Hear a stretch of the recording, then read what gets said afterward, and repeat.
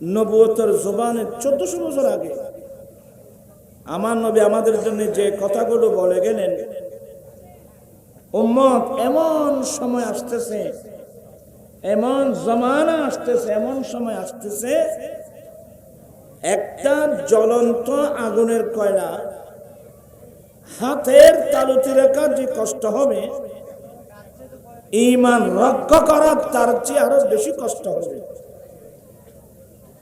আমার মনে হয় এমন কঠিন সময় আমাদের কাছে এসে উপস্থিত।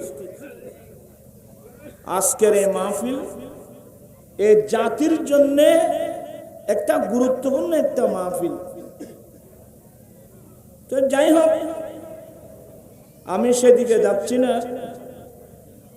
কোরআন মাজিদ ফুরকানে হামিদ থেকে ছোট একটা মারুফ মশহুর আয়াতে কারিমা তেলাওয়াত করলাম। মহান রব্বুল আলামিন যদি তৌফিক দান করেন, দুই চার কথা বলে আমি আমার বক্তব্য শেষ করব। তবে আপনাদের অনুরোধ থাকবে, আপনারা এদিক সেদিক দেখবেন না। আমি অনেক সময় প্রায় মাহফিলে তো আমি বলে থাকি, আমরা যারা মুমিন,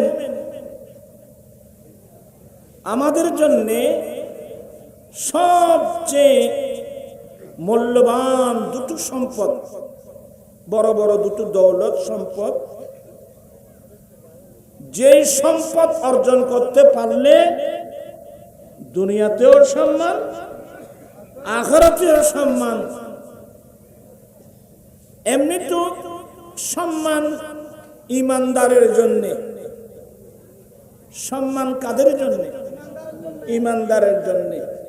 যাদের ঈমান নেই তাদের কোনো সম্মান নাই। কারণ আপনারা কিন্তু বিরক্ত হবেন না,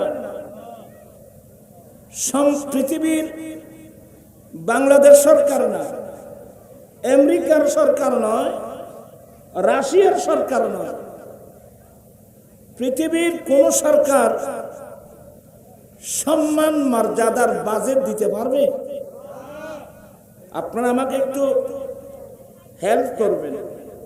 পৃথিবীর কোন রাজা মহারাজা সম্মানের বাজেট দিতে পারবে? ইজ্জতের বাজেট দিতে পারবে? হ্যাঁ, ওই রাস্তার বাজেট, কালভার্টের বাজেট, শিক্ষা খাতে, স্বাস্থ্য খাতে, বিভিন্ন বাজেট। কিন্তু ইজ্জত সম্মানের বাজেট পৃথিবীর। বিসমিল্লাহির রাহমানির রাহিম। ওয়ালিল্লাহিল ইজ্জাতু ওয়ালিরাসূলিহি ওয়ালিল মুমিনিন। আল্লাহ বলেন, ইজ্জত সম্মান আল্লাহর জন্যে, ইজ্জত সম্মান রাসূলের জন্যে, রাসূলের পরে ইজ্জত সম্মান সারা পৃথিবীর মুমিন মুসলমানের জন্যে।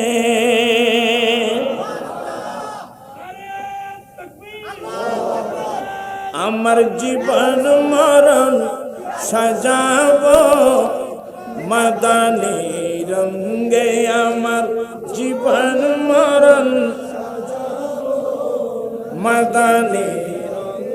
সেই রঙে রঙিন হলে আল্লাহ রাসূল থাকবে আমার সঙ্গে।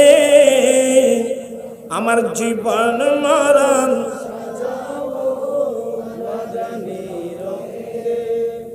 আমার ভাইরা,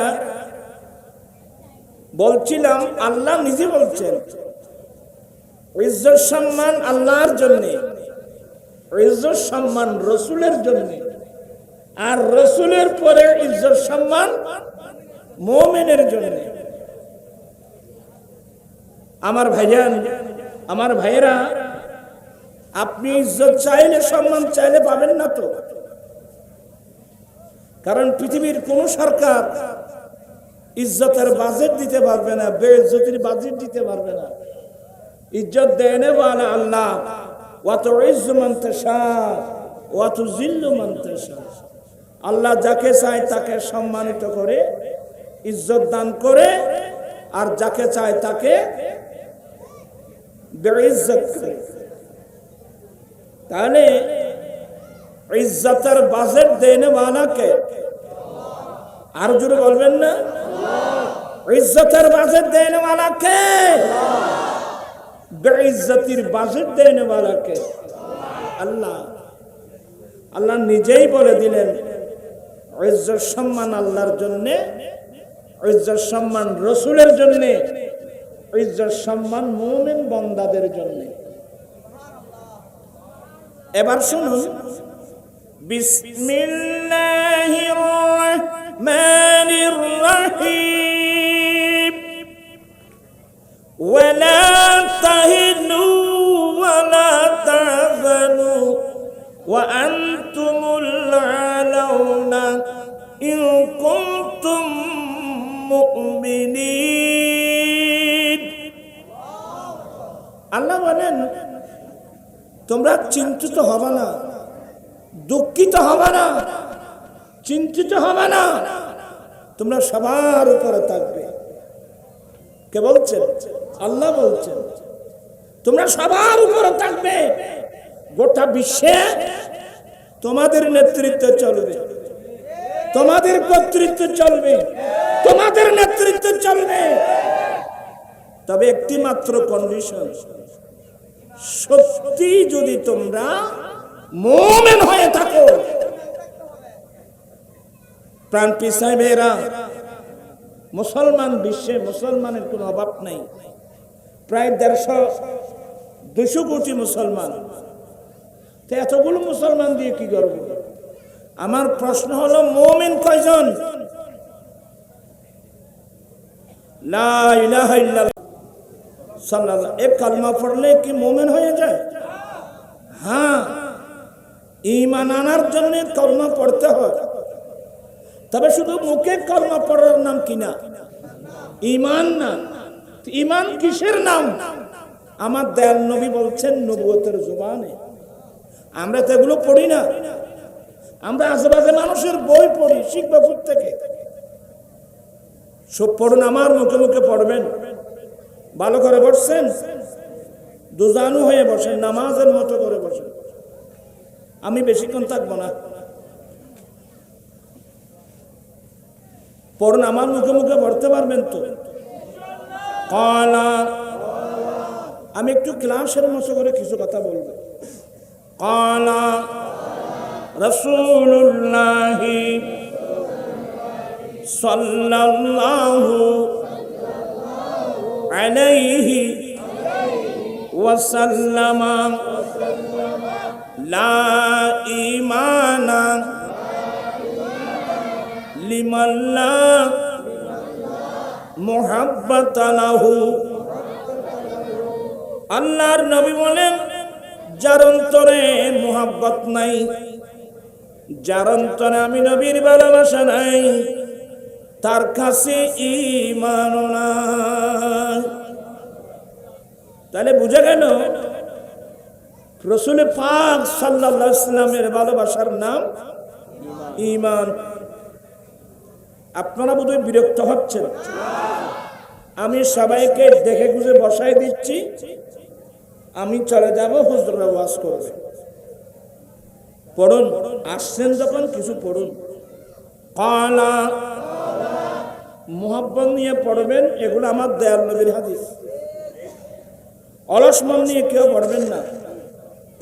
কালা রাসূলুল্লাহি সাল্লাল্লাহু আলাইহি ওয়াসাল্লাম আল ঈমানু বিদউন সাবউনা শুবা ফাদলুহা কাওলু লা ইলাহা ইল্লাল্লাহু ওয়া আদনাহা ইমাতাতুল আযা আনিত তরিকি ওয়াল হায়াউ শুবাতুম মিনাল ঈমান। এগুলো বুখারী মুসলিমে পড়লেও পাবেন, মিশকাত পড়লেও পাবেন। হাফিজুল হাদিস ইমাম বাইহাকি তার বিখ্যাত কিতাব শুআবুল ঈমান নামক কিতাবে এই হাদিসগুলো নকল করছেন। আল্লাহর নবী বলেন, ঈমানের 70 থেকে 79 বিদউন শব্দ 3 থেকে 9 পর্যন্ত, 3 থেকে 9 পর্যন্ত বোঝানো হয়। আর সবরণ মানে 70, তো 70 আর 9 কত হবে? 79। কিন্তু মুসলিম শরীফের হাদিস, এখানে আলেম ওলামা যারা একটু মনোযোগ সহকারে এগুলো শুনবেন।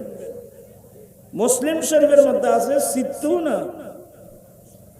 বিদউন 60 শুবা, কিন্তু মিশকাতের মধ্যে এটাকে মুত্তাফাকুন আলাই হাদিস বলছেন। মুত্তাফাকুন আলাই মানে যে হাদিসের পর ইমাম বুখারী ইমাম মুসলিম একমত, সনদান মতনান যে হাদিসের মধ্যে কি একমত।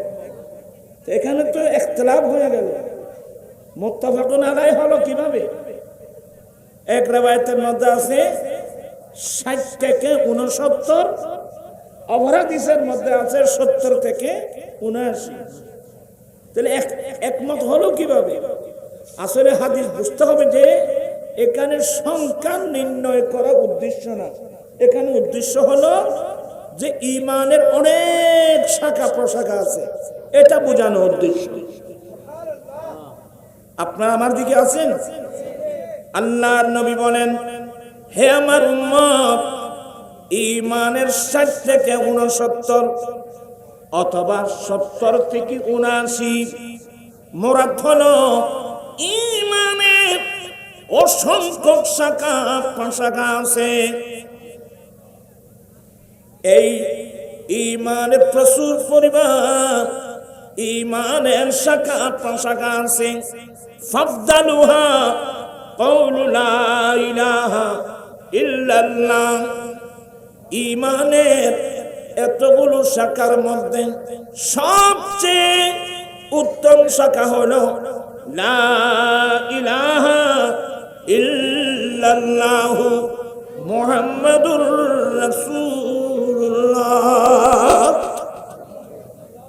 তো অনেকে বলবে, হুজুর এখানে কওলু লা ইলাহা ইল্লাল্লাহ আছে, মুহাম্মাদুর রাসূলুল্লাহ তো এখানে নেই। এটা সংক্ষিপ্ত ইখতিসার বলা হয়। কিন্তু যেখানে কওলু লা ইলাহা ইল্লাল্লাহ আছে, আপনাকে বুঝে নিতেই হবে ওখানে মুহাম্মাদুর রাসূলুল্লাহ আছে, পড়তে হবে। কারণ কোন মানব যদি কিয়ামত পর্যন্ত লা ইলাহা ইল্লাল্লাহ লা ইলাহা ইল্লাল্লাহ লা ইলাহা ইল্লাল্লাহ পড়তে থাকে, একটিবারও যদি মুহাম্মাদুর রাসূলুল্লাহ সাল্লাল্লাহু আলাইহি সাল্লাম না বলবে, সে মুমিন হবে না। তাহলে হাদিস বুঝতে হবে, এখানে কওলু লা ইলাহা ইল্লাল্লাহ মানে পূর্ণ কালমা পড়ুন, লা ইলাহা ইল্লাল্লাহু মুহাম্মাদুর রাসূলুল্লাহ। আমার নবী বলেন, এখানে একটা কথা বলি, আমরা কিভাবে মানুষ ঈমান বাঁচাবে? এখন যারা ঈমান আনে নাই তাদের কথা বলে কোনো লাভ নাই। তো যারা ঈমান আনছেন, হুজুর এই যুগের বড় বড় হুজুর বুঝেন, যারা ফেসবুকের মধ্যে একেবারে কি ভাইরাল। আপনার কথাগুলো বুঝতেছেন বাবা? আমার কথার মধ্যে কেউ রং কথা বলবে না। আজকাল অনেক হুজুর আছে যারা একেবারে ফেসবুকের মধ্যে কি ভাইরাল। তো সমস্যা তো ওখানে না। একজন বলছে যে আমি 6 মাস পর্যন্ত হাদিস তালাশ করলাম, কোথাও কলমা তালাশ করে পাইলাম না।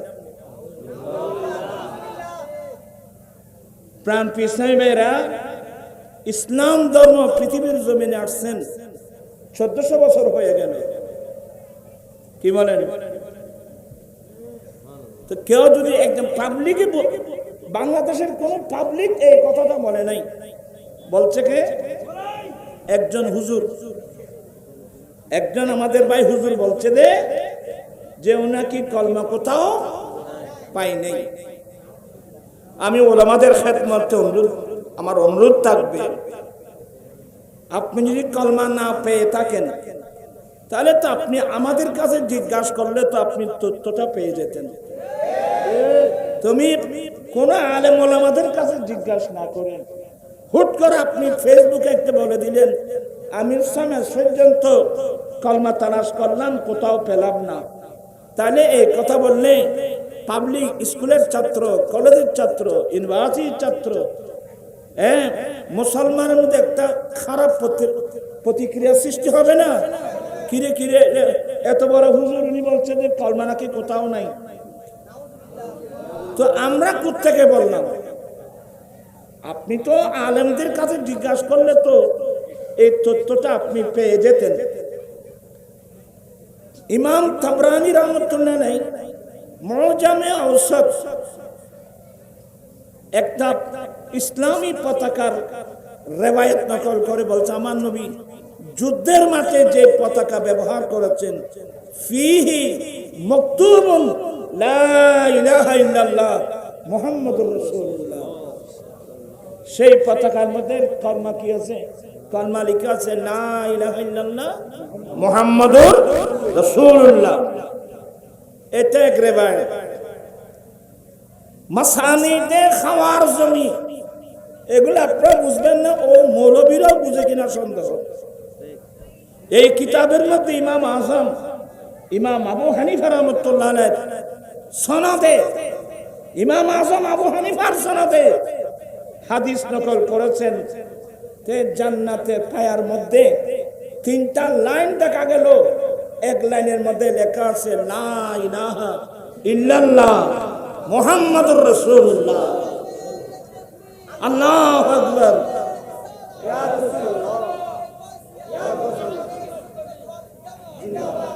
তাহলে কলমাটা আছে না?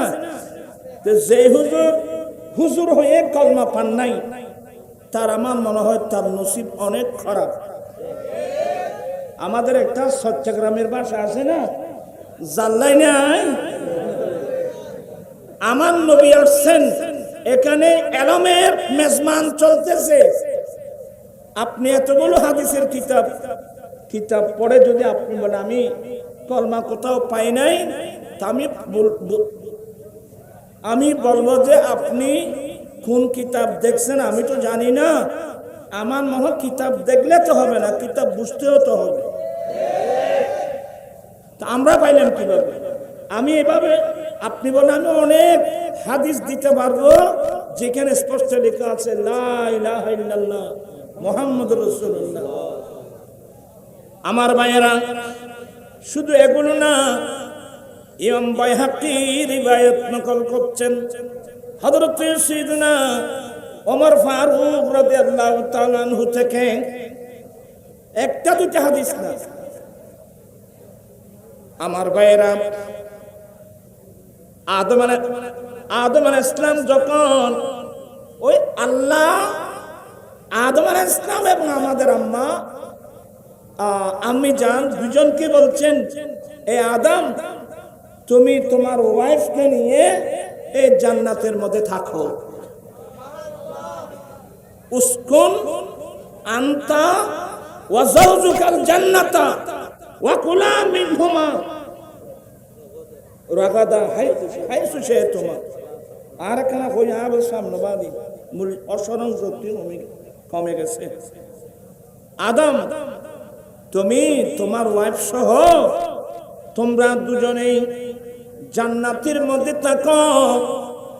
জান্নাতের যতগুলো ফল ফ্রুট আছে, এই জান্নাতে যতগুলো ফল ফ্রুট, জান্নাতে কত ফল ফ্রুট আমরা গণতে পারবো? আমরা বলতে পারবো? আমার ভাইয়েরা, আমার আল্লাহ বলেন, আদম তুমি তোমার স্ত্রীকে নিয়ে তোমরা জান্নাতে থাকো। জান্নাতের যে কোনো ফ্রুট তোমরা ফল ফ্রুট খাও। ওয়ালা তাকরাবা হাদিহি শাজারাতা, সাবধান তোমরা দুজনেই ওই গাছের পাশে যেও না। তোমরা দুজনে ওই গাছের পাশে যেও না। তো গাছের পাশে না যাওয়ার অর্থ হলো ওই গাছের ফল ভক্ষণ করো না। এগুলো আল্লাহর হিকমত। আদম আলাইহিস সালাম তো আল্লাহ বানিয়েছেন বেহেশতে রাখার জন্য না। আল্লাহ তো আদম আলাইহিস সালামকে বানিয়েছেন কোথাকার জন্য? এগুলো বড় দুঃখ তাজি বাজে। আল্লাহ কি বলছিলেন? এ ফেরেশতা, ইন্নী জাইলুন ফিল আরদি খলিফা। এ ফেরেশতা, আমি জমিনের মধ্যে আমি আমার প্রতিনিধি বানাবো। আমি আমার প্রতিনিধি বানাতে যাচ্ছি। কোথায়? আয়াবাদী তোমার হলেন না, সামনে বলবেন না নি তোমার এখন আরাম তাজে বুঝতে না। তুমি আর তোমরা আসবে না। ওরা যদি বলে তারপর তোমরা আমার সামনে আসি। আয় চুরের মক্কাগুলো কিনতে আমি ঘৃণা না দুটো। আল্লাহুম্মা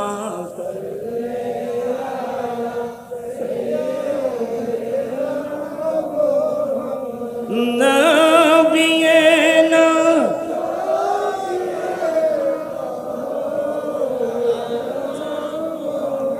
বাম জঙ্গলা বাক হরিণে চিনিল দয়াল নবীকে।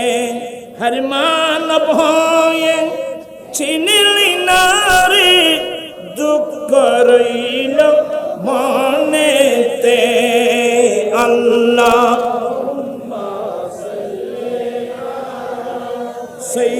সাইয়্যিদিনা নাবিয়েনা।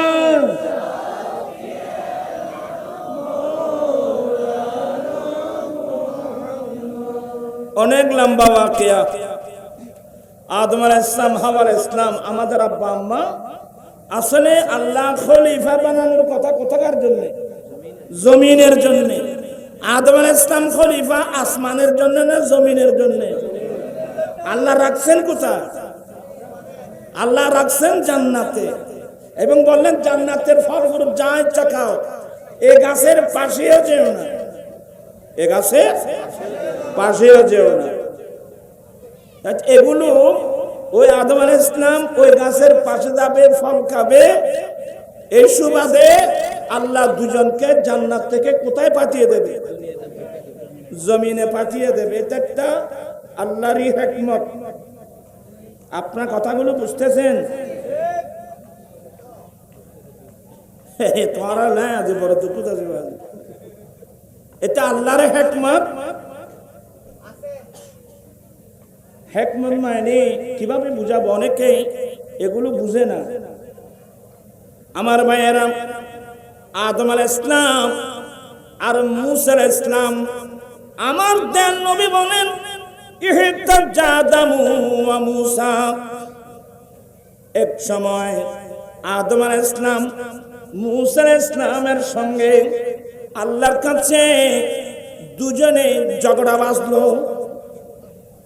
আদম আলাইহিস সালাম আর মূসা আলাইহিস সালাম কি বাজছেন? ঝগড়া বলাটা ঠিক না। একটা বিষয় নিয়ে দুজনের, আদম আলাইহিস সালাম এবং মূসা আলাইহিস সালাম দুজনের মধ্যে কি হলো? কথোপকথন হলো। ঝগড়া বলাও ঠিক না, আদব করে আমরা বলতে হচ্ছে আর কি। দুজনের মধ্যে কালাম হলো। তো তো মুসা আলাইহিস সালাম এবং এই কথোপকথন যেটা হচ্ছে এগুলো আল্লাহর সামনে, কিভাবে এগুলো যেভাবে দরকার সেভাবে। দুজন একটা মাসলা নিয়ে ইখতিলাফ হলো, দ্বন্দ্ব হলো। মুসা আলাইহিস সালাম বলেন, হুজুর আপনি একটা কাজ করলেন। বলে কি হলো? বলে আমরা সবাই জান্নাতে ছিলাম। আমরা সবাই, তোরা আমি কে খেয়াল নাই দেখছো? আমরা কোথায় ছিলাম? আমরা সবাই জান্নাতে ছিলাম। কি মানে আমরা সবাই আপনার পৃষ্ঠের মধ্যে ছিলাম। আমরা সবাই কোথায় ছিলাম? জান্নাতে ছিলাম। এই আপনার কারণে, আপনি জান্নাত থেকে দুনিয়াতে এসে যাওয়ার কারণে আমরা জান্নাত থেকে এক জমিনে আসতে বাধ্য হলাম। আপনি এটা কি করলেন আব্বা? সুবহানাল্লাহ বলবেন না? বাপ ফুতুর ঝগড়া বুঝতে লাগলি। আমরা তো জান্নাতে ছিলাম, আমরাও ছিলাম তো। আর আনোয়ারা ফারত আসলাম জানেন, আমরা কোথায় ছিলাম? আমরা জান্নাতে ছিলাম মানে বাবার পৃষ্ঠে। তো বাবা যেখানে, ছেলে মেয়েরাও। তা আদম আলাইহিস সালামকে আল্লাহ বানিয়েছেন কোথায়? বেকুব মানুষ দুঃখ নাই কেন দুঃখ তৈরি? আল্লাহ আদম আলাইহিস সালামকে কোথায় বানিয়েছেন? আমাদের আম্মাকে কোথায় বানিয়েছিলেন? আমরা ওই মা বাবার ছেলে। এই জন্য তো আমার নবীর দর্শন হলো উঁচু নিচু নাই বিদাবে সব সমান বল প্রবে।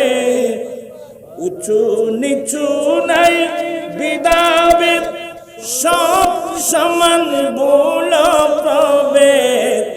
আদম হাওয়া হতে पैदा, আদম হাওয়া হতে पैदा।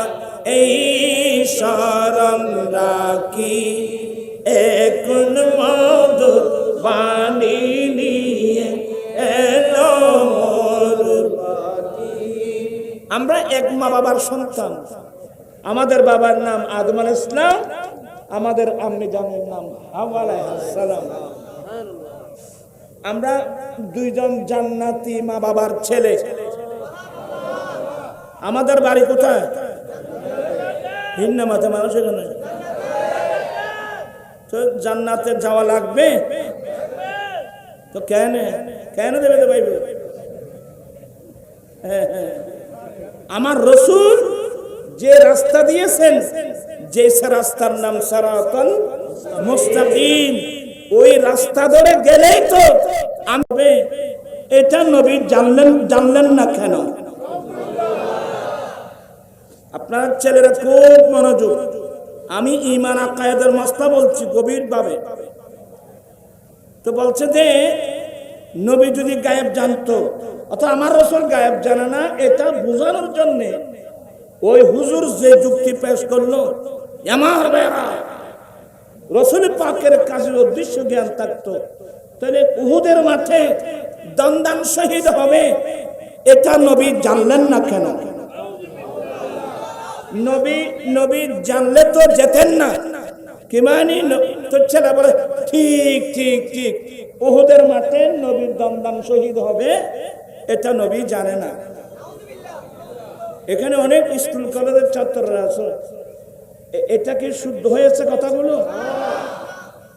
নবীর কাছে যদি গায়েবী আলম থাকতো, নবী যদি গায়েব জানতো, তো উহুদের মাঠে নবীর দন্দান শহীদ হবে, এটা নবী জানলেন না কেন?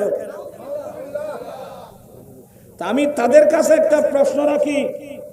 আপনারা যে বলছেন নবীর কাছে যদি গায়েবী আলম থাকতো, তাহলে নবীর উহুদের মাঠে দন্দান শহীদ হবে, এটা নবী জানলেন না কেন? আপনারা যে একতাল দিলেন। আচ্ছা, নবী কার নির্দেশে চলে? আর জোরে বলেন না। আল্লাহর নবীরা কার নির্দেশে চলে? তো আমার প্রশ্ন হলো, আমার নবীর দান শহীদ হবে যুদ্ধের মাঠে, এটা আল্লাহ জানলেন না কেন?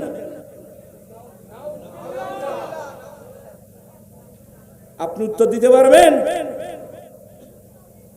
যে ব্রেন লাগবে, কোরআন হাত ভালো উস্তাদের কাছে লেখাপড়া করতে হবে। আপনি যে বললেন নবীর কাছে যদি গায়েবে আলম থাকতো, তাহলে উহুদের মাঠে দান শহীদ হবে, এটা জানলেন না কেন? জানলে তো তিনি যেতেন না। আমার প্রশ্ন হলো, আমার আল্লাহ তো আলেমুল গায়েব, সমস্ত গায়েব জাননেওয়ালাকে আল্লাহ, তো আল্লাহ জেনে শুনে নবীকে উহুদের মাঠে পাঠালেন কেন? কথা বুঝেন না মনে হয় আপনারা। আমার ভাইরা, আল্লাহর রাস্তায় শহীদ হওয়া অনেক বড় নিয়ামত। বিসমিল্লাহির রহমানির রহিম। ওয়ালা তাকুলু লিমান ইউকতালু ফি সাবিলিল্লাহি আমওয়াত বাল আহয়া ওয়ালাকিন লা তাশউরুন। আমার আল্লাহ বলেন, যারা আল্লাহর রাস্তায় নিহত হন, যারা আল্লাহর রাস্তায় শাহাদাত বরণ করেন, এদেরকে তোমরা মৃত বলো না, বলনা হায়া, বরং তারা জীবিত। ওয়ালাকিন লা তাশউরুন, কিন্তু কিভাবে জীবিত এটা বুঝার শউর, সে অনুভূতি তোমাদের কাছে নাই। কি বলতে হবে? আর যদি কি বলতে হবে? যারা আল্লাহর রাস্তায় শাহাদাত বরণ করেন ওদেরকে কি বলতে হবে? তারা যারা শাহাদাত বরণ করেন ওরা তো মরে না, ওরা তো জীবিত, ওরা সত্যিকার জীবন পায়। বিসমিল্লাহির রহমানির রহিম। লা তাহসাবান্নাল্লাযীনা কুতিলু ফি সাবিলিল্লাহি আমওয়াত বাল আহয়াউম ইনদা রাব্বিহিম ইউরযাকুন। আল্লাহ বলেন, যারা আল্লাহর রাস্তায় শাহাদাত বরণ করেন এদেরকে মৃত্যু মুখে বলা তো দূরের কথা, তোমারা মনে মনেও এরা মৃত্যু বলে ধারণা করতে পারবা না। এরা জীবিত। এরা কি? আরে জুড়ে, এরা কি? এরা জীবিত না। ইনদা রাব্বিহিম ইউরযাকুন, আল্লাহর পক্ষ থেকে তাদের কাছে কি এসে থাকে? রিজিক এসে থাকে। চিৎকার দিয়ে বলুন না সুবহানাল্লাহ। আরে আল্লাহর রাস্তায় শাহাদাত বরণ করা এটা তো বড় নিয়ামত। তো এই যে এরা যে যুক্তি পেশ করে যে নবীর কাছে যদি গায়েবে আলম থাকতো তাহলে নবী উহুদের মাঠে দান শহীদ হবে, নবী জানলেন না কেন? জানলে তো তিনি যেতেন না। এগুলো কি ইমানদারি কথা? এবার আমি আপনাদেরকে যে বুঝাতে চেয়েছিলাম, ওই কয়টা বাকি? একটা হলো হুদহুদ, আরটা হলো কাক খাওয়া হয়ে যে ওয়ারা। একটা হলো হুদহুদ, সবার মনোযোগ আছে তো? হুদহুদ পাকে এসে বলছেন, সুলাইমান ইসলামের সামনে এসে বলছেন, সালাম দিলেন, হুজুর আপনি আমাকে আপনার দরবারে জায়গা দেন। তো তোকে জায়গা দিলে কি করবি? বলো, হুজুর আমি আপনার উপকার করব। সুবহানাল্লাহ বলবেন না? কার উপকার? আর মুখিয়েন যে আমার যোগ আজ সময় বই না শুনলি কথাই বুঝতে আমি আপনি আমাকে আপনার দরবারে জায়গা দিলে আপনার কি হবে? আপনার লাভ হবে। মনোযোগ আছে সবার? নাই তোমার খেয়াল ও তাইর হুজুর হত্যায়ের হাসান আজহারি হুজুর কখন আসতেছে, তারপর হাসান রাজাল কাদেরী কখন আসতেছে, কখন সুন্দর সুন্দর নাচ শুনবো। আপনারা আছেন, আমি আছি আরেক তালে। এটা এই ওয়াজগুলো কোথায় যাচ্ছে জানেন? খুব মনোযোগ সহকারে শুনবেন। তো হুদুদ পাকি বলছেন যে, কারণ আল্লাহ তো সুলাইমান আলাইহিস সালামকে দুনিয়ার সূর্য উদয়স্থল থেকে আরম্ভ করে অস্তটা পর্যন্ত গোটা পৃথিবীর বাদশাহী আল্লাহ সুলাইমান আলাইহিস সালামকে দিয়েছেন।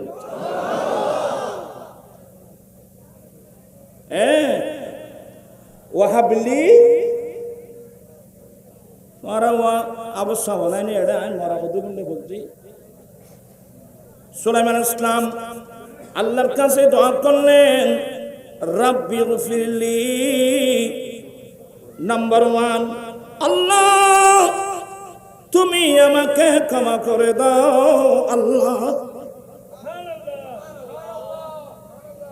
আল্লাহ তুমি ইস্তিগফার অনেক বড় নিয়ামত। সুলাইমান আলাইহিস সালাম বললেন, রব্বুল আলামিন তুমি আমাকে মাফ করে দাও। এই কথা বলার পরে ওয়াহাবলি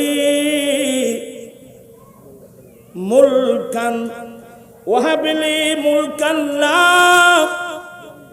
লা ইয়ানবাগি লিআহাদিন মিন বাদি। সুলাইমান আলাইহিস সালাম আল্লাহর কাছে দোয়া করলেন, রব্বুল আলামিন তুমি আমাকে ক্ষমা করে দাও। আল্লাহ আমি তোমার কাছে এমন রাজ্য চাচ্ছি, আমি তোমার কাছে এমন বাদশাহী চাচ্ছি। কার কাছে? আরো জোরে বলেন, কার কাছে? আল্লাহ আমি তোমার কাছে এমন বাদশাহী চাচ্ছি, আমি সুলাইমানের পরে অন্য কারো জন্য তা কি হবে না, সাজাবার হবে না, অন্য কেউ পারবে না। এমন একটা বাদশাহী আল্লাহ আমি সুলাইমান তোমার কাছে চাচ্ছি। সুবহানাল্লাহ। আল্লাহ আমি তোমার কাছে ক্ষমা চাচ্ছি, আমি তোমার কাছে এমন একটা বাদশাহী চাচ্ছি, আমি সুলাইমানের পরে অন্য কারো জন্য এটা কি হবে না, প্রযোজ্য হবে না। এমন একটা বাদশাহী আমি চাচ্ছি। কার কাছে? আর জুড়ে। এখন তো আমরা আল্লাহর কাছে চাই না, এখন বাদশাহী চাই। কেউ আমেরিকার কাছে, আর কেউ চায় রাশিয়ার কাছে। হ্যাঁ, আমরা তো আল্লাহর কাছে যাচ্ছি না। কাকে দিয়ে আমেরিকাকে কনভিন্স করা যায়, আমরা এই সমস্ত তাল বাহানার মধ্যে লিপ্ত। কাকে দিয়ে রাশিয়াকে কনভিন্স করা যায়, এসব তাল বাহানার মধ্যে লিপ্ত। আমার ভাইজান, আমরা ইমামুল আম্বিয়ার উম্মত, আমরা ইমামুল আম্বিয়ার উম্মত। আমরা যে আল্লাহর উপর ঈমান এনেছি, কুলিল্লাহুম্মা মালিকাল মুলক, কুলিল্লাহুম্মা মালিকাল মুলক তুতিল মুলকা মান তাশা ওয়া তানজিউল মুলকা মিম্মান তাশা ওয়া তুইজ্জু মান তাশা ওয়া তুযিল্লু মান তাশা বিয়াদিকাল খায়র ইন্নাকা আলা কুল্লি শাইইন কাদির। সমগ্র রাজ্যের মালিক কে? আল্লাহ। গোটা সৃষ্টি জগতের মালিক কে? কিন্তু আল্লাহ যাকে চায়, এই মানুষই নাববেন না, আল্লাহ যাকে চায় তাকে সে বাদশাহী। সুলাইমান আলাইহিস সালাম আল্লাহর কাছে চেয়েছেন, আল্লাহ তুমি আমাকে ক্ষমা করে দাও, আল্লাহ তুমি আমাকে এমন বাদশাহী দান করো, আমি সুলাইমান আলাইহিস সালামের পরে এই বাদশাহী অন্য কারো জন্য যেন প্রযোজ্য না হয়, এমন একটা বাদশাহী দাও। এই কথা, এই ফরিয়াদ করার সাথে সাথে আল্লাহ সুলাইমান আলাইহিস সালামকে গোটা পৃথিবীর বাদশাহী দান করলো।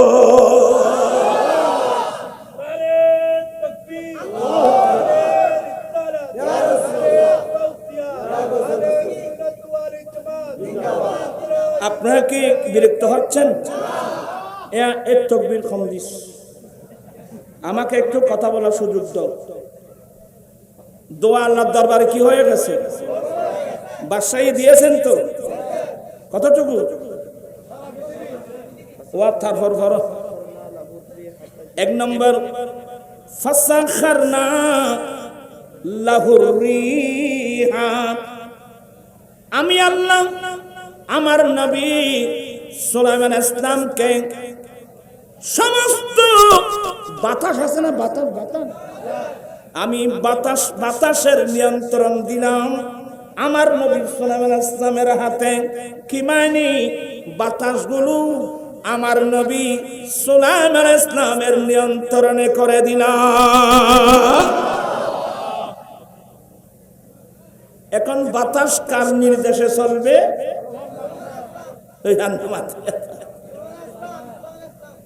একবার নাকি ও মশা মাছি আছে না, এরা সুলাইমান ইসলামকে মামলা দিয়েছে, হুজুর কিরে হুজুর এই বাতাসের জন্য আমরা কোথাও থাকতে পারছি না, আপনি একটু বাতাসের বিচার করেন।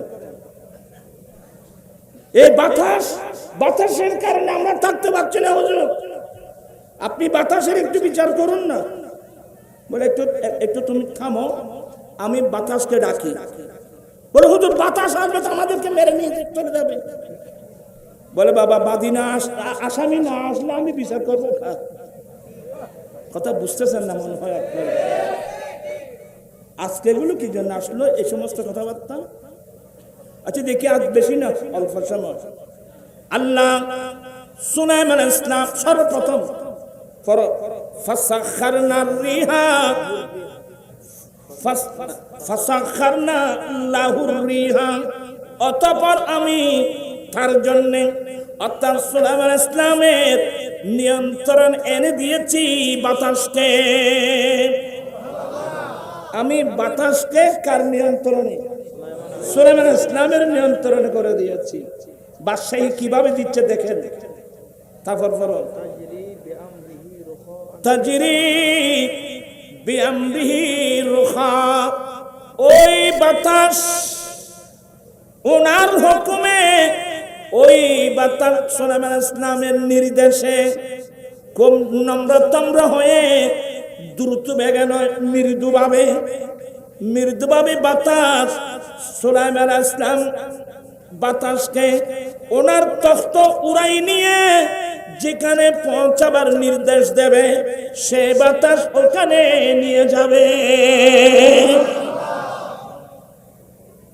এই যে প্লেন আবিষ্কার, বাতাসের উপর দিয়ে প্লেন যাচ্ছে, এটা সুলাইমান এক সূত্র কিন্তু কোরআন শরীফে।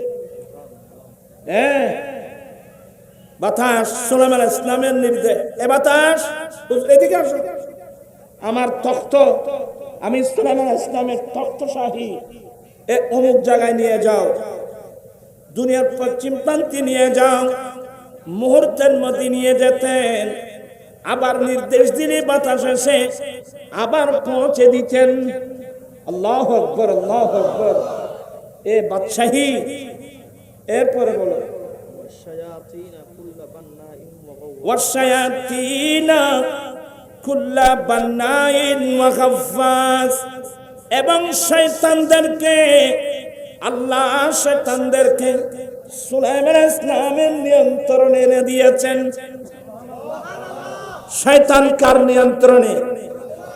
শয়তান সুলাইমান ইসলামের নিয়ন্ত্রণে। এবং শয়তানের মধ্যে ওইখানে দুই প্রকার। এক প্রকার হলো বান্না, যারা রাজপ্রাসাদ নির্মাণ করবে, যারা রাজপ্রাসাদ বানাবে, যারা বিল্ডিং তৈরি করবে। এই যে বাইতুল মুকদ্দাস সুলাইমান ইসলাম কার মাধ্যমে করাইছিলেন? ওই জিন জাতির মাধ্যমে করাইছিলেন। ওয়া গাফফাস, ডুবুরি। আমার ভাইয়েরা, আল্লাহ কোরআনে বলেন আমি সুলাইমান ইসলামের জন্য শয়তানদেরকে, জিন জাতিদেরকে, শয়তানদেরকে আমার নবী সুলাইমান ইসলামের নিয়ন্ত্রণে করে দিয়েছি, যেগুলো প্রাসাদ তৈরি করবে। আরেকজন আছে ডুবুরি, গাফফাস মানে ডুবুরি। সুবহানাল্লাহ বলবেন না? তারপর ধরো ওয়াখারিনা, আমি তো এভাবে পড়তে গেলে অনেক দেরি হয়ে যাবে। আল্লাহ সুলাইমান ইসলামকে অনেক নিয়ামত কি করছেন, দান করছেন। আপনারা আমার দিকে আছেন তো আমি মাঝখান থেকে ছেড়ে দিচ্ছি, দেরি হয়ে যাচ্ছে। লাস্ট আল্লাহ কি বলছেন, হাযা আতাউনা, এটা আমার মূল পয়েন্ট। হাযা আতাউনা ফামনুন আও আমসিক, এ সুলাইমান এটা আমি আল্লাহর দান, আমি তোমাকে দান করেছি। সুলাইমান এই বলু হাযা আতাউনা, তাফসীরে কুরতুবীতে আছে হাযা ইশারা রাষ্ট্রের দিকে, এই রাষ্ট্র আমি তোমাকে যে দান করেছি, এটা আমার দান, আমি তোমাকে দান করেছি। আল্লাহ গোটা রাজ্য সুলাইমান ইসলামকে দান করে আল্লাহ শেষ করেন নাই, সুলাইমান ইসলামকে এখতিয়ার দিয়েছেন, ফামনুন তুমি যাকে চাও তাকে দান করো, আও আমসিক অথবা ইচ্ছা করলে তুমি তোমার কাছে রেখে দাও। তুমি ইচ্ছা ফামনুন তুমি যাকে চাও তার উপকার করো, যাকে চাও তাকে দান করো, যাকে চাও তাকে দিতে পারবা। এই রাষ্ট্র তুমি তুমি যাকে চাও তাকে দাও, আও আমসিক অথবা তুমি তোমার কাছে রেখে দাও। দুটোটা তোমাকে এখতিয়ার দিলাম, তুমি দিতেও পারবে রাখতেও পারবে, দুটোটা তোমাকে কি দিলাম, বিগাইরি হিসাব। আর সুলাইমান এই বিষয়ে তোমার কাছ থেকে কোনো হিসাব নেওয়া চলবে না, আমি কোনো হিসাব নেব না। একেবারে কি যারা মানুষই নেই, মরা কত বলল, একেবারে কি যারা তুমি যাকে চাও তাকে দাও, যার থেকে নিতে চাও রেখে দাও, দেবা না, দুটোটা এখতিয়ার দিলাম বিগাইর হিসাব। এই বিষয়ে তোমার থেকে কোনো হিসাব নেওয়া চলবে না।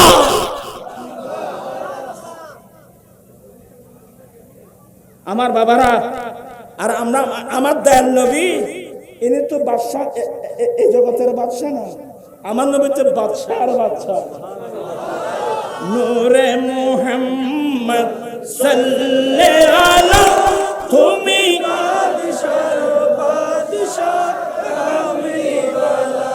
নূরে মুহাম্মদ সাল্লাল্লাহু আলা, তুমি বাদশাহ। আরে আল্লাহ তো মুসা সুলাইমান ইসলামকে দুনিয়ার বাদশাহী দিয়েছেন, আর আমার নবী তো রাহমাতুল লিল আলামিন। আমার নবী তো রাহমাতুল লিল আলামিন, আমার নবী সাইয়্যিদুল মুরসালিন, আমার নবী শফিউল মুজলিমিন। সুলাইমান ইসলাম যত বড় বাদশাহ হোক, সুলাইমান ইসলাম না, আদম আলাইহিস সালাম থেকে আরম্ভ করে ঈসা আলাইহিস সালাম পর্যন্ত সমস্ত আম্বিয়া কিরাম আমার নবীর পতাকার নিচে আশ্রয় নেওয়া ছাড়া বিকল্প কোনো পথ। আমি একটু আপনাদেরকে দূরে নিয়ে আসলাম আর কি। আমার মূল কথাই ছিলেন আল্লাহ সুলাইমান ইসলামকে কি দিয়েছেন, কোথাকার বাদশাহী, গোটা দুনিয়ার বাদশাহী। ওনার বাদশাহী শুধু মানব জাতির উপর না, ওনার বাদশাহী জিন জাতির উপর। বা সুলাইমান দাদ মুলক সরওয়ারি, শুধু মাতিয়া খাতে মার দিও পারি সারা দুনিয়া।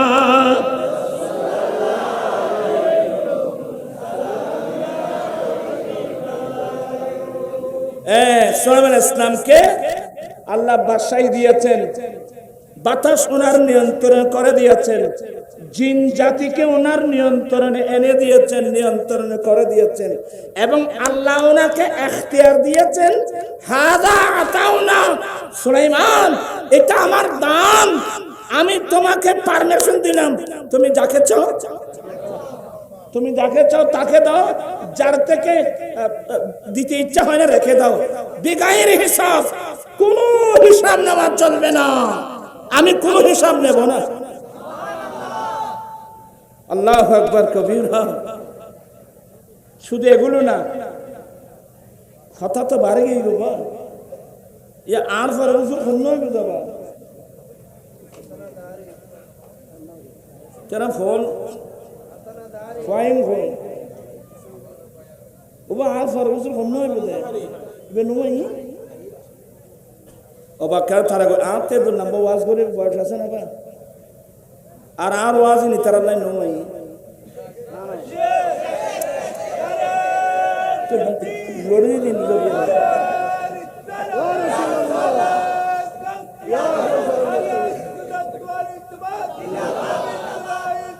আহা সুলাইমান ইসলামের তখ্ত কত বড় জানেন ইনশাআল্লাহ আমি অন্য সময় আসলে এই বিষয়ের উপর আলোচনা করব আজকে সে বিষয় না ওই যে হুদুদ পাখি তো সুলাইমান ইসলাম যখন মিটিং ডাকতেন এক পাশে আলেম উলামা ওয়ালি কুতুব আবদাল থাকতো আর এক পাশে জিন জাতিরা থাকতো এই বাদশাগিরি জীবনে আপনারা আমরা কোনোদিন দেখি নাই কিতাবে পড়েছি যে সুলাইমান ইসলামকে আল্লাহ বাদশাগিরি দিয়েছেন তো সুলাইমান ইসলাম যখন মিটিং ডাকতেন আমাদের সংসদ চলে না সংসদ ভবনে সুলাইমান ইসলাম যখন সংসদ ডাকতেন ফাকিরা দানা কুলে কুলে প্যান্ডেল সাজাতেন কারা ফাকিরা ওইখানে কোনো বিল্টিল নেই এখন আমাদের সংসদ ভবনের 1 ঘন্টা সংসদ চালান না কয় লক্ষ টাকা বিল হবে জানেন সুলাইমান ইসলাম মিটিং ডাকতেন ফাকিরা দানা কুলে প্যান্ডেল সাজাতেন সূর্যের কিরণ যেন ওই সিংহাসনের মধ্যে না পড়ে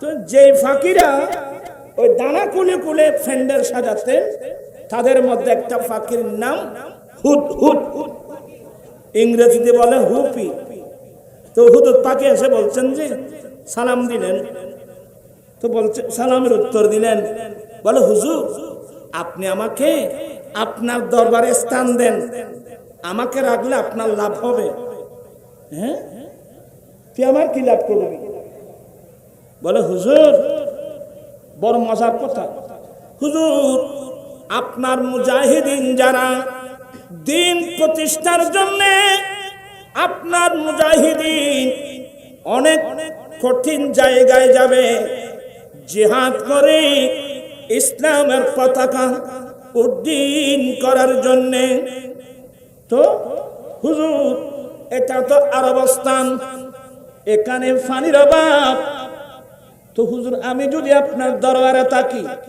আপনার কোন মুজাহিদিন যুদ্ধের মাঠে গিয়ে যদি পানির জন্য আকড়া পড়ে বেঁচে যায় পানির জন্য যদি বেঁচে যায় তো হুজুর ওই সময় আমি হুদহুদ পাখি আকাশে উড়ান দেব আমি আকাশ উপর দিক থেকে একটু যদি আমি ঘুরে আসি আমি বুঝতে পারবো জানবো দেখবো কোন জায়গায় পানি আছে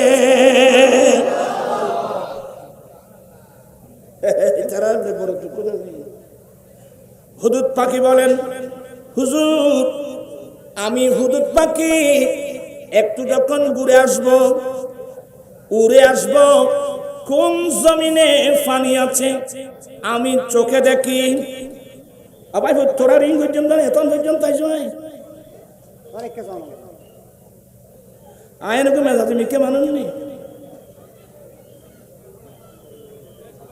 একখান হতা শুদ্ধ করে বন্য ভারত দিয়ে একখান হতা বান্য আসা না আসছি না তুই এত ঘরে দিয়ে গেলি ইতানা আরো আসুন যারা মনে হয় ইন বয় আর কেমন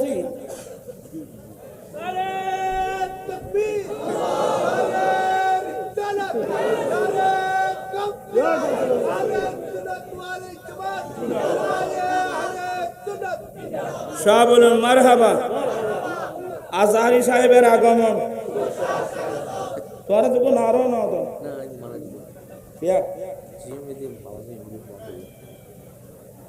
মাশাআল্লাহ এক্ষুনি তসরির আমার ছোট ভাই আজকের আমি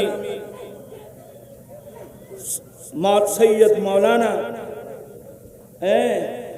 হাসান আজহারি মুদাজিল্লু আল্লাহ ওনার আগমনকে আল্লাহ কবুল করো আহলান সাহলান। আজহারি হুজুরের আগমন। যাই হোক, আমি আপনাদেরকে অনেক কষ্ট করে বসাইলাম। আজও তোমারা বলছেন ও বোতা দিদি এই কথাটা একটু 10 মিনিটে শেষ করব। কি বলতে চেয়েছিলাম,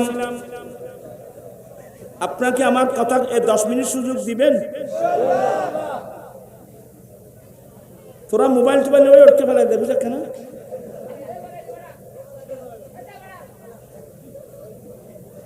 তরকারির চুন বর কথা বেশি হলি ভাই, তরকারি খা দিত না ইন্ন মিশা শুরু হয়েছে, দেখা করে গেলবে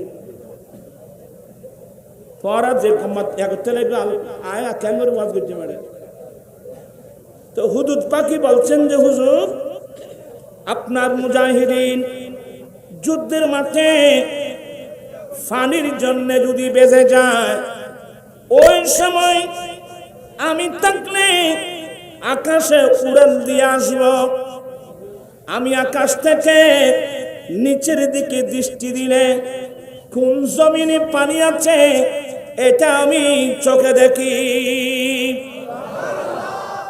আমি মুহূর্তের মধ্যে এসে আপনাকে পানির সন্ধান দেব হুজুর, অমুক জায়গায় পানি আছে, আপনি আপনার মুজাহিদিনদেরকে পাঠিয়ে দেন। এটা বিরাট উপকার না? সুলাইমান ইসলাম বলে, বাপরে বাবা, মাশাআল্লাহ, আমার তোমার বেশি দরকার। আজ থেকে তুমি আমার দরবারে থাকবে, আমার দরবারে খাবে। এখন আজ থেকে ওই সুলাইমান ইসলামের দরবারে, বাদশার দরবারে হুদুদ পাখির দাম বেড়ে গেল। হুদুদ পাখির দাম বেড়ে গেল। তো বাদশার দরবারে একজনের দাম বাড়লে আবার আর হুদুদ আছে দেই না পারে, তো হুদুদ এবার দাম কিনলে বাইটু আছে না? তো এই হুদুদ পাখির এগুলো সব তামাশাগুলো দেখছিল ওই খাওয়া কাক। এটা ওদিকে গালায় আর তোর আরো বেশি গালা ভিতরে। কাক বলে, হুজুর বলে কিরে, কারণ আল্লাহ সুলাইমান ইসলামকে ফাকিদের ভাষা জানিয়ে দিয়েছেন। আপনার এগুলো মেমোরিতে রাখবেন বাবা।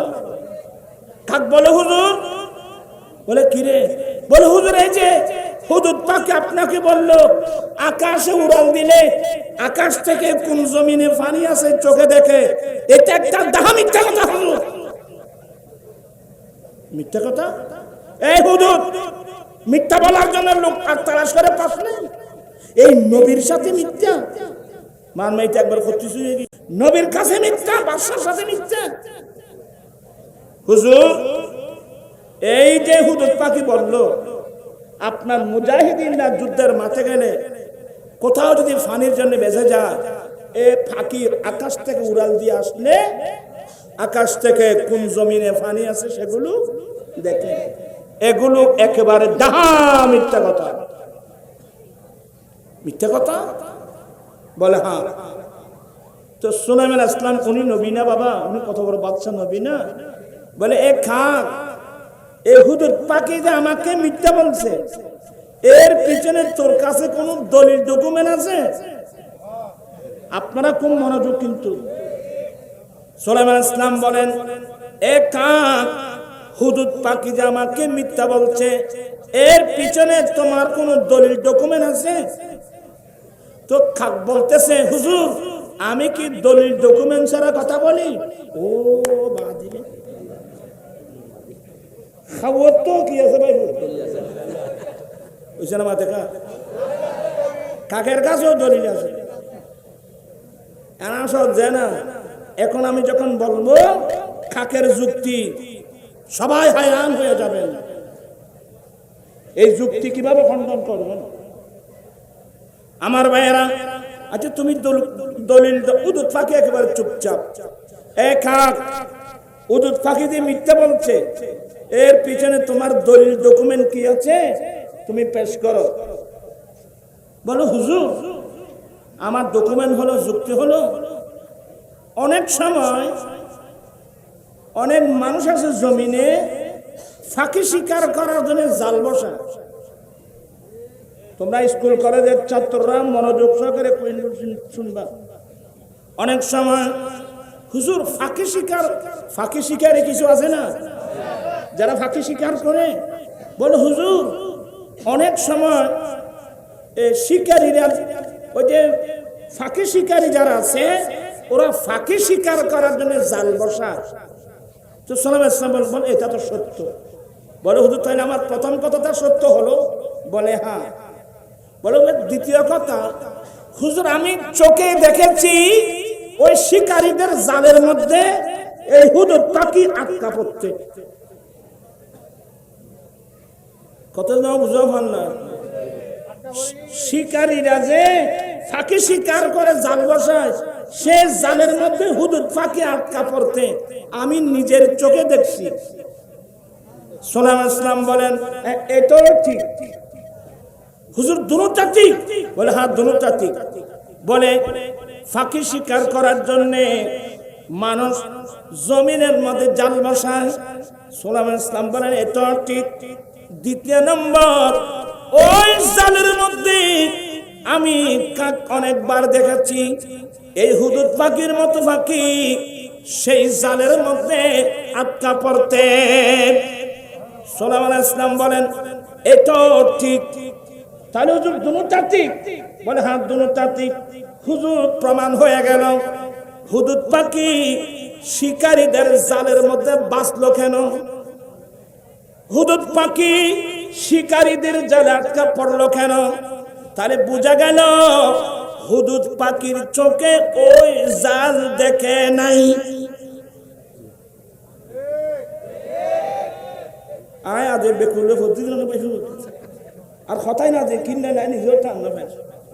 বলতে চাচ্ছিলাম যে যে হুজুর যে চোখে শিকারীদের জাল দেখে না, কারণ এই ফাঁকি জালের মধ্যে বাঁচলো কেন? আপনি তো স্বীকার করলেন অনেক সময় হুদুদ পাখি শিকারীদের জালের মধ্যে আটকে পড়া। তাহলে আটকা যখন পড়লো তাহলে বোঝা গেল এই হুদুদ পাখি শিকারীদের জাল চোখে দেখে নাই। তো হুজুর আপনি বিচার করুন, যেই চোখে শিকারীদের জাল দেখে না ওই চোখে আকাশ থেকে পানি কিভাবে দেখবে? যুক্তি আছে? এই যুগে এই যুক্তি বলিনি বহুত বড় বড় যুক্তিবাদী হুজুর বলতো, ইন্টারন্যাশনাল যুক্তিবাদী। সাল্লাল্লাহু আলাইহি ওয়াসাল্লাম, আপনারা হাসবেন না, স্কুলের ছাত্র, কলেজের ছাত্র, ইউনিভার্সিটির ছাত্র, এগুলো তোমার কলেজের মধ্যে সাবজেক্ট পাবে না, এগুলো মুস্তাফার দরওয়াজায় পাওয়া যায়। এগুলো শোনো। হুদুদ পাখি চুপচাপ। সাল্লাল্লাহু আলাইহি ওয়াসাল্লাম বলেন আরে বাবা এটা তো একটা যুক্তি, এটা তো আর ফেলে দেওয়ার মতো যুক্তি না, কথা তো সত্য। এটাকে মন্তেকের ভাষায় বলে সগরা কোবরা মিলিয়ে নতিজে বের করা। তা আপনার সগরা কোবরা বুঝবেন না, বাজক, বাহ্য, বাকফল, বাকশেষ, এগুলো তো বুঝবেন। এই এনে যে বুঝো বাধ্য। এই হুদুদ হুজুর, আরে আসলে তো কাকে তো আমাকে একটা যে যুক্তি দিল এটা তো আর ফেলে দেওয়ার মতো যুক্তি না। তো খাকের যুক্তিগুলো খণ্ডন করার তোমার কাছে কোনো দলিল আছে? হুদুদ পাখি বলেন হুজুর আপনি যদি দয়া করেন, দোয়া করেন, এই কাকের যুক্তি খণ্ডন করা এটা হুদুদ পাখির একটা মুখের বাতাস মাত্র। ও আল্লাহ রে, এত বড় কঠিন যুক্তি খণ্ডন করা এটা নাকি হুদুদ পাখির মুখের বাতাস? কারণ হুদুদ পাখি মুমিন, হুদুদ পাখি মুমিন। তো হুদুদ পাখি কি বলতেছে? উত্তর দাও, তুমি উত্তর দাও। বলে হুজুর আমি হলাম মুমিন, এ খাওয়াইতে বেঈমান। আপনারা প্রথম এলজাম শুনেন, হাসবেন না। হুজুর আমি হলাম মুমিন, কাক হলো বেঈমান। তো এটা তো সহজে মানুষ গ্রহণ করবে না। বলে হুজুর ঈমানের মাসলা বেঈমান কোনদিন বুঝবে না। এবার পয়েন্টে পয়েন্টে আসতেছে, হুজুর আমি হলাম মুমিন, এ কাক হলো কি বেঈমান। ঈমানের মাসলা বেঈমান কোনদিন বুঝবে না। বলে এটা তো ঠিক, ঈমানের মাসলা তো। আরে বর্তমান ঈমানের মাসলা অনেক মৌলবীরা পর্যন্ত বুঝতেছে না। আয় হইবে কিনা আর আয় হইবে, আমি কাউকে এগুলো বলার দরকার নেই। এটা নসিবের মামলা, এটা যার যার নসিবের মামলা। লা ইউসিবানা ইল্লা মা কাতাবাল্লাহু লানা। হুজুর আমি হলাম মুমিন, এ কাক হলো কি বেঈমান। বেঈমান কোনদিন ঈমানের মাসলা বুঝবে না। বলে হুজুর তুমি একটু খুলে বলো না। বলে হুজুর আমি একটু খুলে বলছি। হুজুর যারা মুমিন ঈমানদার, যারা যে সমস্ত বিষয়ের উপর ঈমান আনতে হয়, ওই বিষয়ের মধ্যে একটা মাসলার নাম হলো ওয়াল কদরি খাইরিহি ওয়া শাররিহি, তাকদীরের উপর ঈমান আনা। এবার একটু একটু বুঝে আসবে। ঈমানদার, ঈমানদার যে সমস্ত বিষয়ের উপর ঈমান রাখে, ঈমানদার সপ্ত ঈমান। ওয়াল কদরি খাইরিহি, আমানতু বিল্লাহি আমানতু বিল্লাহি ওয়া মালাইকাতিহি ওয়া কুতুবিহি ওয়া রুসুলিহি ওয়াল ইয়াউমিল আখিরি ওয়াল কদরি খাইরিহি ওয়া শাররিহি মিনাল্লাহি তাআলা ওয়াল বাসি বাদাল মউত। সপ্ত ঈমানের একটা হলো তাকদীরের ভালো মন্দের উপর কি করা, তাকদীরের উপর ঈমান রাখতে হবে। আমার রাসূল হযরত আব্দুল্লাহ ইবনে উমর বলছেন, কোন মানুষ যদি তাকদীরকে অস্বীকার করে, কোন মানুষ তাকদীরকে অস্বীকার করে আর সবগুলো ঠিক আছে, শুধু তাকদীরকে বিশ্বাস করলো, সে উহুদ পাহাড় বরাবর সম্পদ আল্লাহর রাস্তায় দান করলেও এই দান আল্লাহর দরবারে কবুল হবে না। তাকদীরকে কি করতে হবে? হুজুর তাকদীরের উপর ঈমান আনা, হ্যাঁ এটা তো বুঝলাম। তুমি একটা আরো খুলে বলো। বলো হুজুর, এবার খুলে মেলা করে বারে বলছি। হুজুর আমরা আকাশ উড়াল দিলে কোন জমিনে পানি আছে এটা আমরা চোখে দেখি। কোন জমিনে পানি আছে আমরা চোখে দেখি। আবার শিকারীরা আমাদেরকে বাঁচানোর জন্য যে জমিনের মধ্যে জাল বসা, হুজুর আমরা জাল চোখে দেখি। হুজুর আকাশ উড়াল দিলে আকাশ থেকে কোন জমিনে পানি আছে আমরা পানি যেভাবে দেখি, শিকারীরা ফাঁকি শিকার করার জন্য যে জাল বসায় ওই জালও আমরা চোখে দেখি।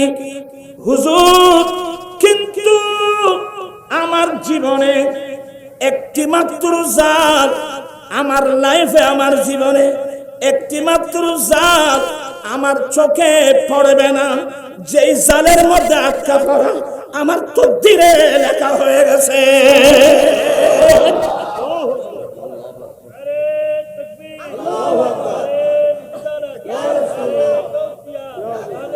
আমি আমার ওই হুজুররা যুক্তি কোথায়? হুজুরের খাকের যুক্তি কোথায়? ভাত খাতে সিদ্ধ নেই, খাকের যুক্তি আছে না? বাতাসের সাথে উড়ে গেল। হুজুর আমরা আকাশে উড়াল দিলে কোন জমিনে পানি আছে এটাও দেখি, এবং শিকারীদের জালও চোখে দেখি। তবে একটি জাল আমি দেখবো না যে জালের মধ্যে আটকা পড়া আমার তাকদীরের মধ্যে কি আছে, লেখা আছে। মূসা আলাইহিস সালাম, আদম আলাইহিস সালাম যখন বলে দিলেন মূসা এটা তো আমার অনেক বছর আগে আমার তাকদীরে কি হয়ে গেছে, লেখা হয়ে গেছে। আমার নবী বলেন এই মুসা আলাইহিস সালামের সাথে আদম আলাইহিস সালামের যে কি হলো তর্ক হলো, এখানে আদম আলাইহিস সালাম বিজয় হয়ে গেল। চিৎকার দিয়ে বলুন না সুবহানাল্লাহ। আল্লামা জালালউদ্দিন রুমি এই মসলাটাও আনছে যে আদম আলাইহিস সালাম যে গুনগুন কেন গেলেন এটাও আছে। আপনারা কি বিরক্ত হচ্ছেন? তাই এই হাদিসটা কেন আনলাম? আদম আলাইহিস সালাম যখন গুনগুন খেয়ে ফেললেন, দুনিয়াতে আল্লাহ পাঠিয়ে দিলেন। আল্লাহু আকবার। আল্লাহ আদম আলাইহিস সালামকে কোথায় পাঠালেন? আমাদের আম্মা হাওয়া আলাইহিস সালাম কোথায়? আদম আলাইহিস সালামকে পাঠালেন শ্রীলঙ্কার পাহাড়ে। আমাদের আম্মি জান হাওয়া আলাইহিস সালামকে পাঠালেন জিদ্দার জমিনে। এখনো আম্মি জানের মাজার শরীফ জিদ্দা মকবরাতুল হাওয়ার মধ্যে ওনার নামে মকবরা ওখানে আছে। এখন শুরু হয়ে গেল কান্নাকাটি। আল্লাহ আল্লাহ।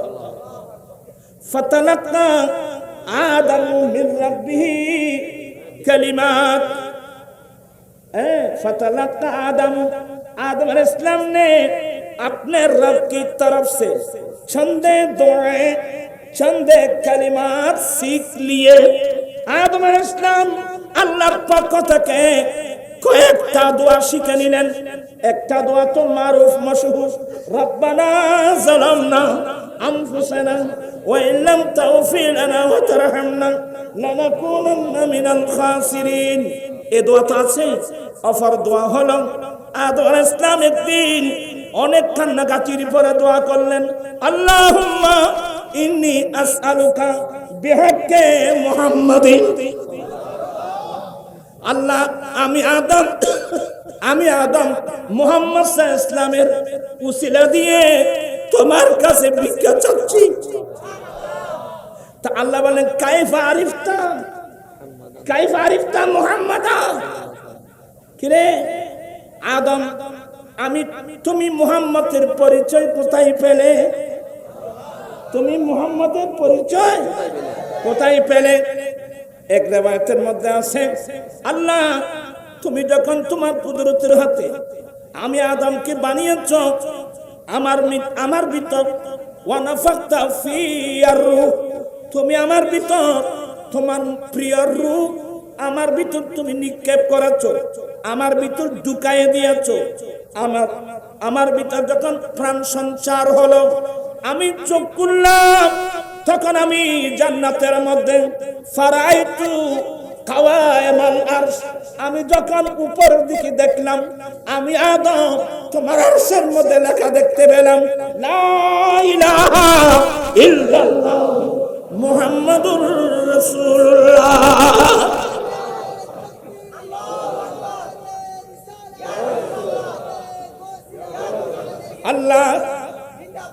আল্লাহ আমি আদম তোমার নামের পাশে মুহাম্মদ সাল্লাল্লাহু আলাইহি সাল্লামের নাম যখন লেখা দেখতে পেলাম, তখন আমি চিন্তা করলাম তোমার সৃষ্টি জগতের মধ্যে তিনি তোমার সবচেয়ে বড় প্রিয়। আল্লাহ তোমার সৃষ্টির মধ্যে ইনি তোমার সবচেয়ে বড় প্রিয়। তোমার বড় প্রিয় না হলে তোমার নামের সাথে এই নবীর নাম কোনদিন তুমি লিখতে না। আমার আল্লাহ বলেন, আদম তুমি ঠিকই বলছো, সে আমার প্রিয়। শুধু প্রিয় না, লওলা মুহাম্মদ না হলে লামা খলাকতুকা, আমি তোমাকে সৃষ্টি করতাম না, আমি আরশ সৃষ্টি করতাম না, আমি লৌহ সৃষ্টি করতাম না, আমি আরশ কুরসি লৌহ কলম আমি কিছুই সৃষ্টি করতাম না।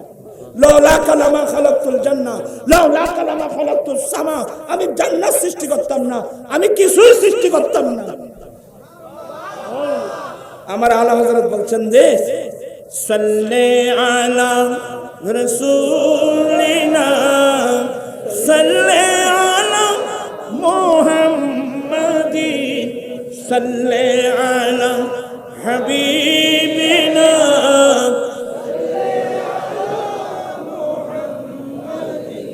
वजनती तो कुछ न था, वजन हो तो कुछ न हो, जान है वो जहान की, जान है वो जहान की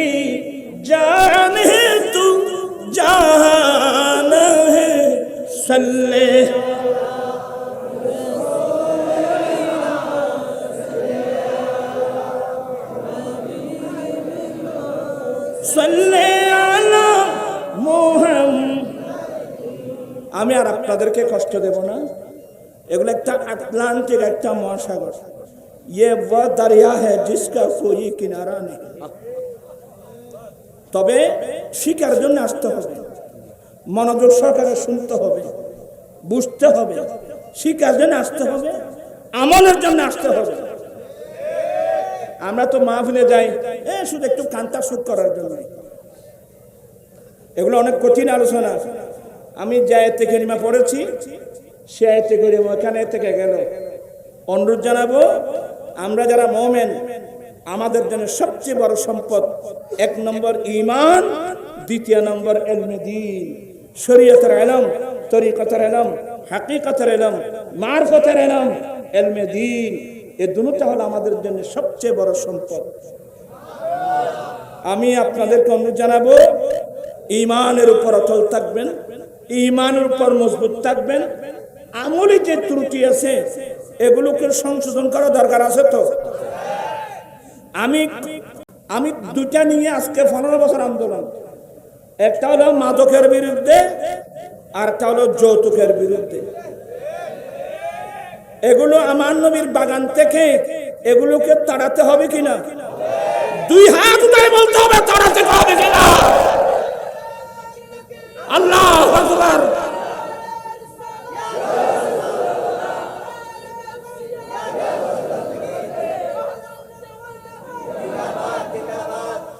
আজকে 15 বছর যৌতুকের বিরুদ্ধে আন্দোলন করছি। এটা আমার কাজ ছিল না, এটা কাজ ছিল এই দেশের মন্ত্রী মিনিস্টার যারা, তাদের। আমার মানবতা আমাকে বাধ্য করছে। আমার রাসবিয়া নুরিয়া কমিটি গঠন করে সবাইকে নিয়ে। আমি একজন মোল্লা মানুষ। লাখদিঘির পারে কতক্ষণ জমিতুল ফলায়, কতক্ষণ প্রেস ক্লাবে, কতক্ষণ ঢাকা প্রেস ক্লাবে, কতক্ষণ কুমিল্লায়, কতক্ষণ ব্রাহ্মণবাড়িয়ায়, কতক্ষণ সিলেটে, কত মন্ত্রী মিনিস্টারকে দাওয়াত দিয়ে আনলাম, প্রধান অতিথি করে আনলাম। কারণ আমি এই যৌতুক বন্ধের জন্য যে দাবিগুলো আছে সরকারের কাছে, এগুলো তো সংসদে বলতে হবে। আমি তো সংসদ সদস্য না, আমি তো সংসদ সদস্য না। তাহলে আমি কথাগুলো কার মাধ্যমে পাঠাবো? এই জন্য সরকারের যে মন্ত্রী আছে, এমন মন্ত্রীকে দাওয়াত দিয়ে আনতে আমার কত কষ্ট হয়েছে জানেন? মানবতা নাই। লালদিঘির পারে জমিতুল ফলায় যাদেরকে প্রধানমন্ত্রী এনে বক্তব্য রাখলাম, দাবিগুলো দিলাম। বিশেষ করে 13টা দাবির মধ্যে এক দাবি, আমাদের দেশে গরিব মানুষের সংখ্যা বেশি। আমি দুবাই, আবুধাবি, মস্কট, কাতার, সৌদিয়া, বিভিন্ন আরব কান্ট্রি ঘুরে ঘুরে তথ্য নিয়েছি। আরব সরকার রাষ্ট্রীয়ভাবে ম্যারেজ প্ল্যান করেছে, যাতে দরিদ্র আরবি ছেলে স্ত্রীর মোহরানাগুলো নগদ পেমেন্ট করে বিয়ে করতে পারে। একজনকে 1 লক্ষ থেকে 2 লক্ষ দিরহাম অনুদান দিয়ে থাকে। আমি যেহেতু যৌতুক বিরোধী যথেষ্ট আইন আছে বাংলাদেশে, এই জন্য আমি সরকারকে ধন্যবাদও দিয়েছি। তবে বলছি যে আমাদের দেশে যেহেতু গরিব মানুষের সংখ্যা বেশি, আপনি যৌতুকের বিরুদ্ধে কঠোর আইন পাশ করুন, ওরা জেলে যাবে, এরপরেও যৌতুক বন্ধ হবে না। তো কিভাবে হবে? এই জন্য আমি সরকারকে যে দাবি দিয়েছিলাম, আমাদের দেশেও রাষ্ট্রীয়ভাবে স্থায়ীভাবে বিবাহ তহবিল গঠন করা হোক, ম্যারেজ ফান্ড গঠন করা হোক। সেই সরকারি ম্যারেজ ফান্ড থেকে ওই গরিব ছেলেকে তার বিয়ের পূর্বে 5 বছর মেয়াদের জন্য বিনা সুদে 2 লক্ষ টাকার একটা ঋণ দেওয়ার ব্যবস্থা করা হোক। টুডে টুমরো, আজকে হোক কালকে হোক, একদিন বাংলাদেশের পার্লামেন্টে এই প্রস্তাব পাস করতে হবে ইনশাআল্লাহ। এই যদি পাস হয়, একজন গরিব ছেলে বিয়ের পূর্বে 5 বছর মেয়াদের জন্য সুদ ছাড়া 2 লাখ টাকা ঋণ পায়, সে যৌতুক ছাড়া নির্বিঘ্নে বিয়ে করতে পারবে। যেহেতু 5 বছর মেয়াদি, যেহেতু সুদ ছাড়া, সেহেতু 5 বছরের মধ্যে এই ঋণগুলো পরিশোধ করা সহজ হবে। ঠিক কিনা ভাইরা আমার?